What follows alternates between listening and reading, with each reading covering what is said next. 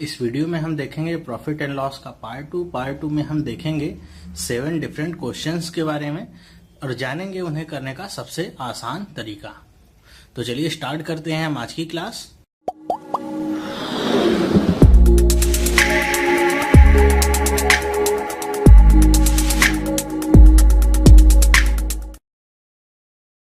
दोस्तों, पिछले पार्ट में हमने देखा था कैसे हम प्रॉफिट एंड लॉस के क्वेश्चंस को परसेंटेज के कॉन्सेप्ट का यूज करके बहुत ही आसानी के साथ कम शब्दों में और कम समय में सॉल्व कर सकते हैं। तो आज हम देखेंगे उसी कॉन्सेप्ट पे बेस कुछ अलग अलग तरह के क्वेश्चंस जिनको करने के लिए आपको पहले अलग अलग फॉर्मूला का यूज करना पड़ता था, लेकिन अब आप एक ही कॉन्सेप्ट का यूज करके उन सारे क्वेश्चंस को कर सकते हैं।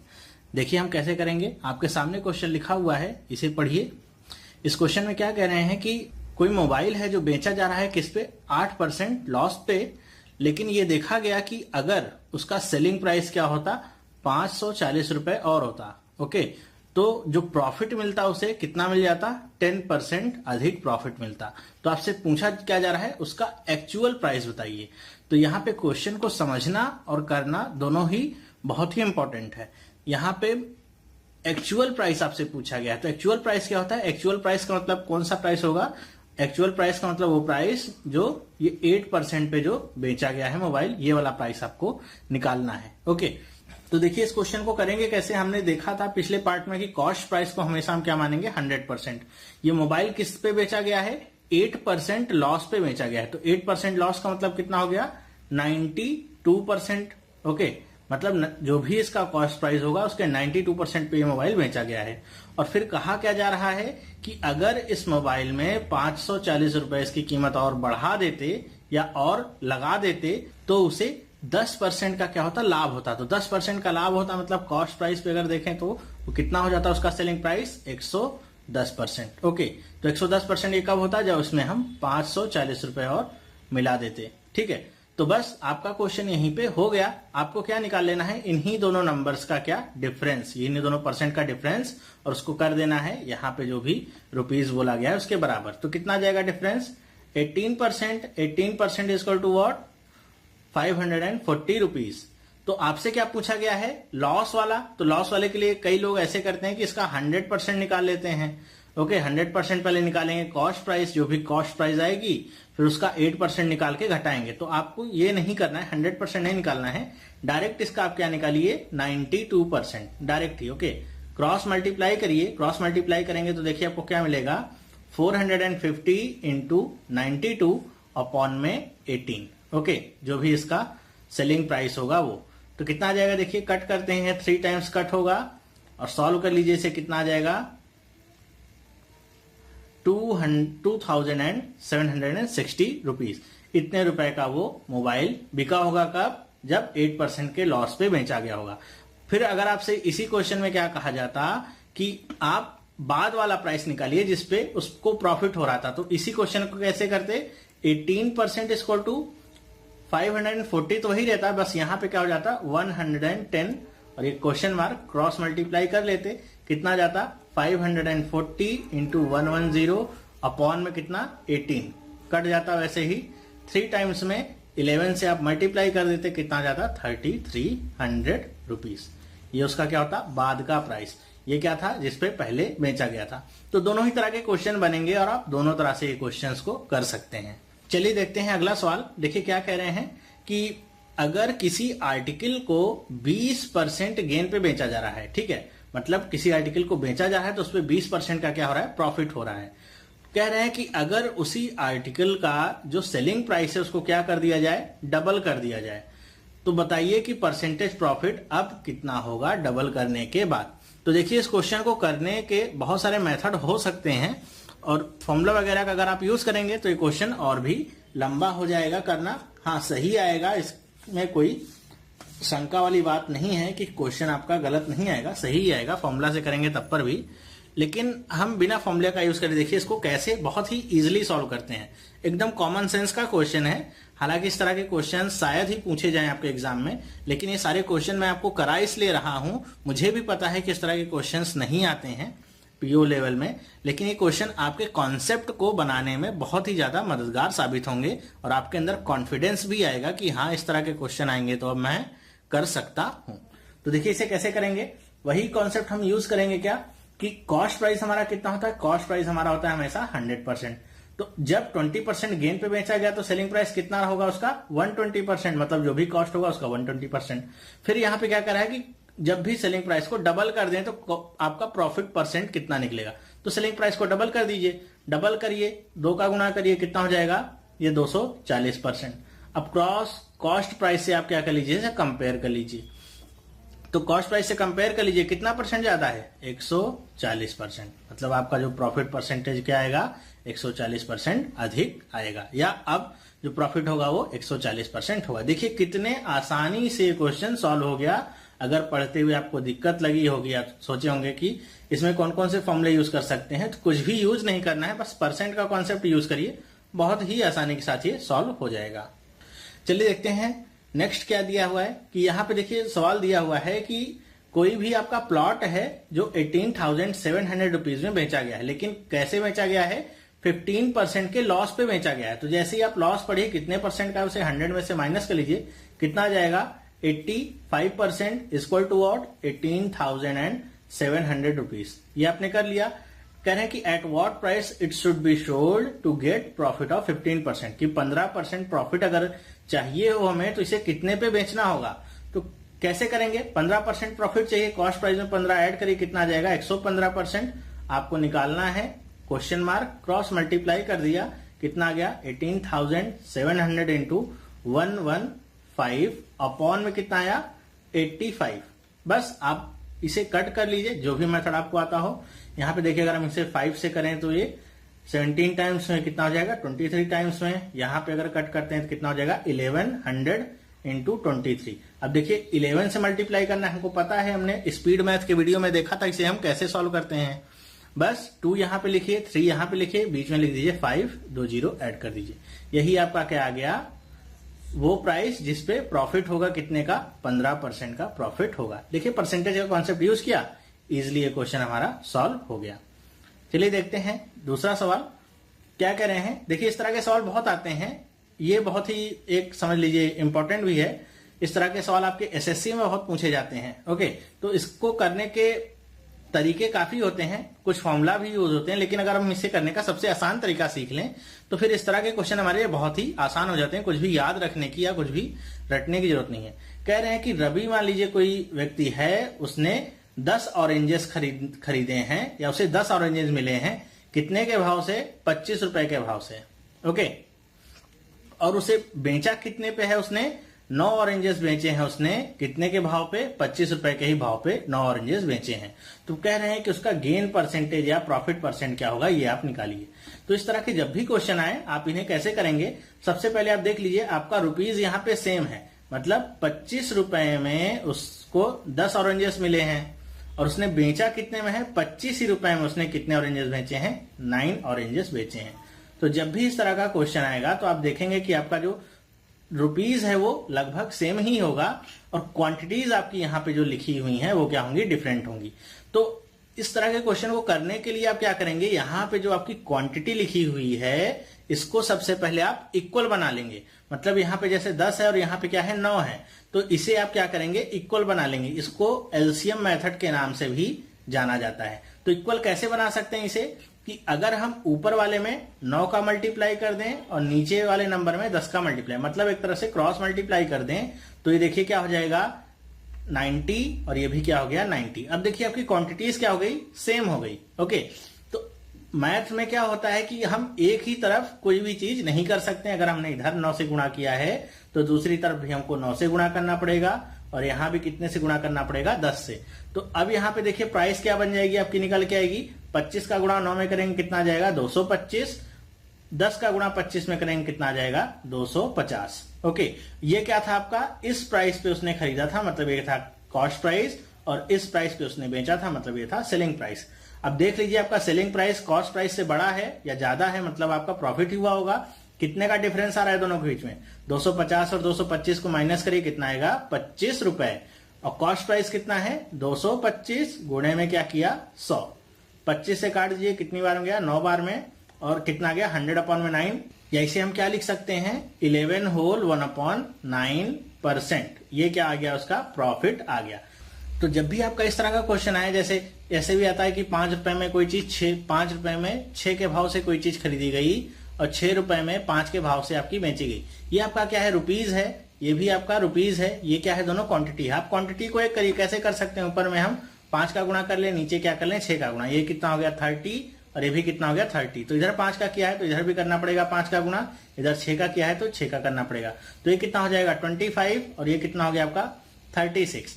क्वांटिटी बराबर हो गई। यहाँ पे डिफरेंस देख लीजिए, कॉस्ट प्राइस और सेलिंग प्राइस का कितना आ गया, आपका डिफरेंस आ गया आपका टोटल 11 रुपीज। 11 रुपीज आपका डिफरेंस आया। कॉस्ट प्राइस कितना है 25, इंटू में क्या करेंगे 100, 4 टाइम्स होगा, 11 इंटू 4 कितना होगा 44% क्या होगा, प्रॉफिट होगा। तो जब भी इस तरह का क्वेश्चन आए, आपको कहां पे, इधर पैसे जो भी लिखे हुए हैं इन पे जोर नहीं देना है, इधर जो भी क्वांटिटीज आपने लिखी हुई हैं बस इनको आप ट्राई करेंगे क्या कि ये आपकी इक्वल हो जाए।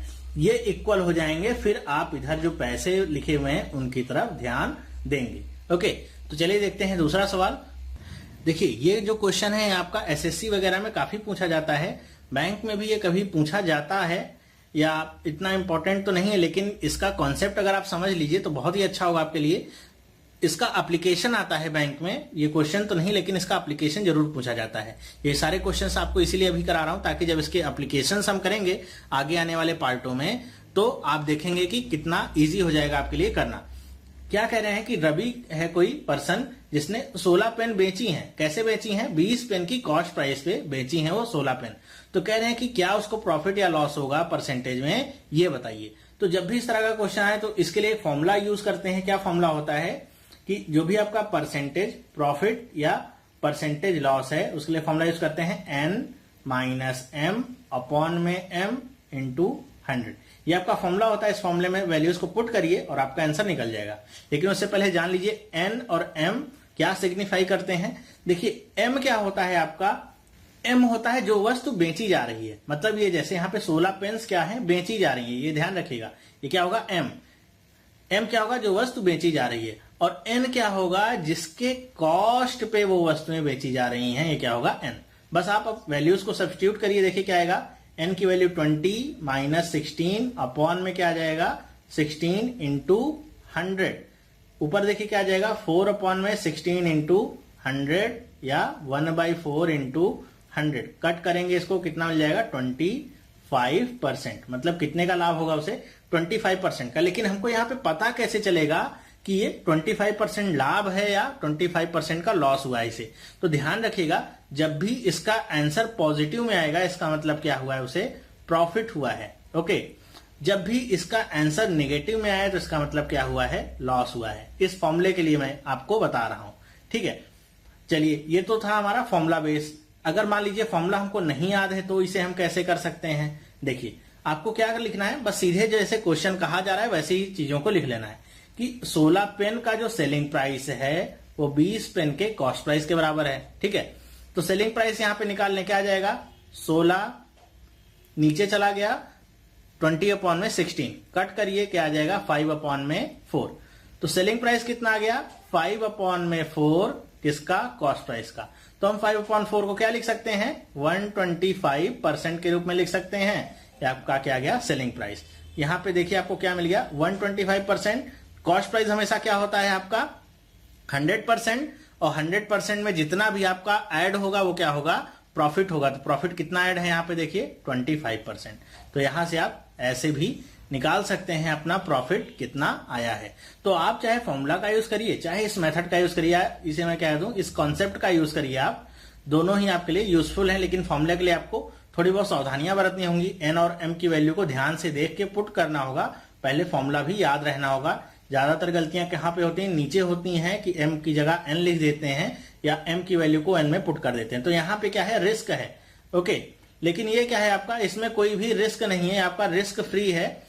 बस आपको क्वेश्चन पढ़ना है, जो भी बोला गया है उसको वैसे ही लिख देना है। सेलिंग प्राइस जो भी आ जाएगा वही आपका प्रॉफिट और लॉस बता देगा। अब यहां पे जैसे आ गया क्या 125% तो लाभ का केस है। लेकिन अगर यहां पे ऐसे ही सेलिंग प्राइस हम निकालते और ये आ जाता समथिंग मान लीजिए 85% और ये सी आ जाता। तो इस केस में क्या होता देखिए, इस केस में क्या होता लॉस होता, क्योंकि कॉस्ट प्राइस कितना होता है 100% ही होता है। तो सेलिंग प्राइस अगर क्या है 85% है, मतलब आपका क्या हुआ है लॉस हुआ है कितने का 15% का। तो चाहे प्रॉफिट का केस आए चाहे लॉस का केस आए, दोनों ही केस में फॉर्मूला क्या होगा अप्लीकेबल होगा। आई होप आपको ये समझ में आया होगा। चलिए चलते हैं नेक्स्ट क्वेश्चन पे। देखिए क्या क्वेश्चन कह रहे हैं कि कोई शॉपकीपर है जो चाहता है कि उसे 45.2% का लाभ हो अपने कॉस्ट प्राइस पे, ठीक है, और इसलिए वो क्या करता है कि कोई भी जो उसकी वस्तु है उसको 392 रुपीज में बेचता है। तो कह रहे हैं कि उसका प्रॉफिट क्या होगा। ध्यान रखिएगा यहाँ पे कंफ्यूज मत होइएगा, यहाँ पे क्या पूछा है प्रॉफिट, मतलब आपको रुपीज में वैल्यूज निकालनी है, यहाँ पे परसेंट नहीं पूछा है, तो भूल कर भी परसेंट नहीं निकालना है, क्या निकालना है आपको प्रॉफिट। चलिए देख लेते हैं, हमको क्या पता है कि वस्तु बेची कितने पे गई है, सेलिंग प्राइस कितना है उसका 392, कॉस्ट प्राइस क्या होता है हमेशा 100% और पता है लाभ कितने का है 45/2। तो 45/2 को हम क्या लिख सकते हैं 22/5 लिख सकते हैं। जी हाँ लिख सकते हैं, मतलब इतने परसेंट का क्या हुआ है लाभ हुआ है। तो ये लाभ क्या हुआ होगा कॉस्ट प्राइस पे होगा, तो ये कॉस्ट प्राइस में आप ऐड कर दीजिए, कितना हो जाएगा आपका 122.5%। ये आपको मिल गया, तो ये आपको मिल गया, तो आप कॉस्ट प्राइस निकाल लीजिए, मतलब 100% कितना होगा 100% equal to question mark cross multiply करिए, क्या आ जाएगा आपका 392 इंटू में 100 अपॉन में 122.5। ओके पॉइंट है, पॉइंट हटाने के लिए ऊपर 0 लगा दीजिए। 25 से अगर इसे मैं कट करूं 49 टाइम्स जाएगा और ये कितनी बार में जाएगा 40 टाइम्स में। फिर से अगर मैं कट करूं इसे 7 से, तो 7 ये कितनी बार में जाएगा 56। फिर से ये 7 8 टाइम्स में जाएगा, आप मल्टीप्लाई कर लीजिए कितना आ गया 320। तो ये आपका क्या मिल गया कॉस्ट प्राइस मिल गया 320 रुपीज। सेलिंग प्राइस कितना है 392 रुपीज। ओके आपको प्रॉफिट निकालना है, profit equal to s minus c, 392 minus 320 minus करेंगे कितना आ जाएगा 72 रुपीज। ओके ये आपका क्या गया प्रॉफिट। आई होप आपको ये समझ में आया होगा। बस देखिए हम कुछ कर ही नहीं रहे हैं, कोई फॉर्मूला का यूज ही नहीं कर रहे हैं, बस परसेंट का कॉन्सेप्ट यूज कर रहे हैं। जैसी जो चीज बताई जा रही है बस वैसे ही रख दे रहे हैं। बस इतना ध्यान में क्या रख रहे हैं कॉस्ट क्या होगा हमेशा 100% होगा, सेलिंग प्राइस क्या होगा जो भी कॉस्ट प्राइस पे लाभ या हानि हुआ होगा वही जोड़ या घटा के जो भी आएगा वही क्या होगा सेलिंग प्राइस। बस इसी कॉन्सेप्ट का यूज करें और कोई भी फॉर्मूला अभी तक देखा नहीं है। चलिए देखते हैं अगला सवाल। देखिए इस तरह का भी एक सवाल आता है, मतलब पुराना क्वेश्चन है। आई होप कि इस तरह के क्वेश्चन अब आते नहीं होंगे, लेकिन फिर भी ये एक टाइप में आता है प्रॉफिट एंड लॉस का, इसलिए मैं इसे कवर कर रहा हूं ताकि आपका कोई भी टाइप छूटे नहीं। और आप लोग बिल्कुल भी परेशान मत होइएगा कि ऐसे नहीं कि सारे आसान आसान क्वेश्चन ही कराऊंगा मैं आपके लिए सारे लेवल्स के क्वेश्चन कराऊंगा जो भी आपने अभी तक देखे होंगे, टफ से टफ भी सारे क्वेश्चंस में कराऊंगा। बस थोड़ा सा धैर्य बनाए रखिए। मैं एक एक पार्ट इसलिए लेके चल रहा हूं क्योंकि कुछ लोग बहुत तेज होते हैं पढ़ने में, तो उनके लिए ये सारी चीजें इजी होंगी, लेकिन कुछ बच्चे ऐसे भी होते हैं जो बहुत ही स्लो होते हैं या जिनका मैथ का बैकग्राउंड नहीं होता है, तो उनके लिए ये लेवल भी बहुत ही टफ होता है। अगर उनके अंदर ये कॉन्फिडेंस आ जाता है कि ये इसे सॉल्व कर सकते हैं इस लेवल को, तभी वो आगे बढ़ सकते हैं। मैं सबको लेके चल रहा हूं, किसी एक खास ग्रुप को लेके नहीं चल रहा हूं, इसीलिए मैं सिंपल से लेके टफ तक सारे लेवल्स के क्वेश्चंस को कवर कर रहा हूं। ओके आई होप आपको मेरी ये बात समझ में आई होगी।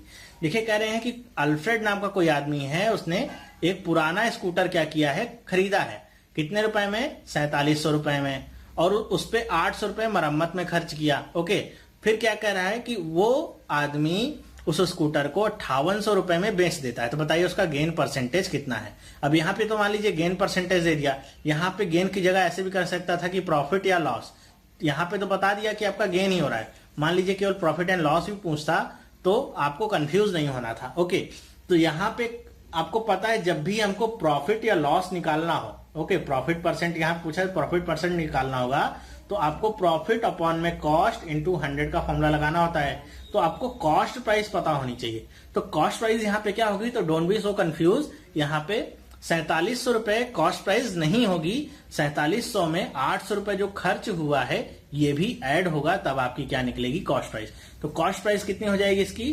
4700 प्लस 800 इक्वल्स कितना होगा 5500 रुपीज।